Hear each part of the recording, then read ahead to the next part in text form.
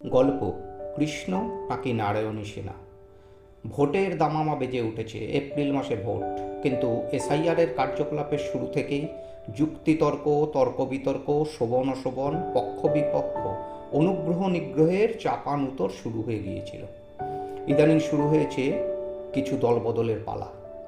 মঞ্চ বেঁধে ঢাকঢোল পিটিয়ে তাদের সাদর অভ্যর্থনা জানানো আর প্রচার পর্ব। হয়তোবা গত মাসেও বিপক্ষ শিবিরে থাকা নেতাকে মঞ্চে আর তার অনুগামীদের সবার সামনের আসনে বসার ব্যবস্থা করে দিচ্ছে। নিজ দলের বহু বছরের পুরনো কিছু সদস্যের মুখ ভার নেতারা পিঠ চাপড়ে উদার মনের পরিচয় দিতে বলছে আর নজর রাখছে এরা আবার বিরোধী মঞ্চে উঠে পতাকা না ধরে। বর্তমান শাসক দলের নেতা সুশোভনবাবু প্রধান বিপক্ষ দলের এক বিশিষ্ট নেতা হরিশবাবুকে নিজেদের মঞ্চে তুলে সংবর্ধনা জানালেন। সঙ্গে হাতে গোনা দু চারজন অনুগামীও সঙ্গে এলো।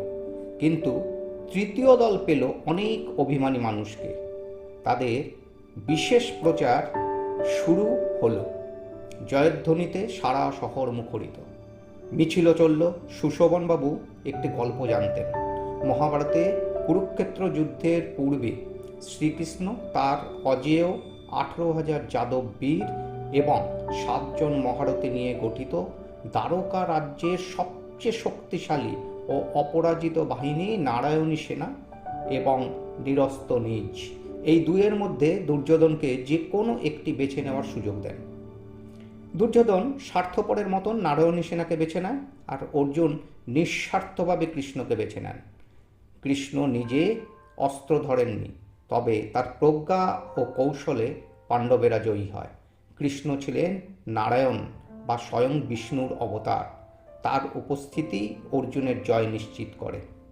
কৃষ্ণ শুধু পথপ্রদর্শক বা সারথি হিসেবেই কৌরবদের অহংকার চূর্ণ করেন।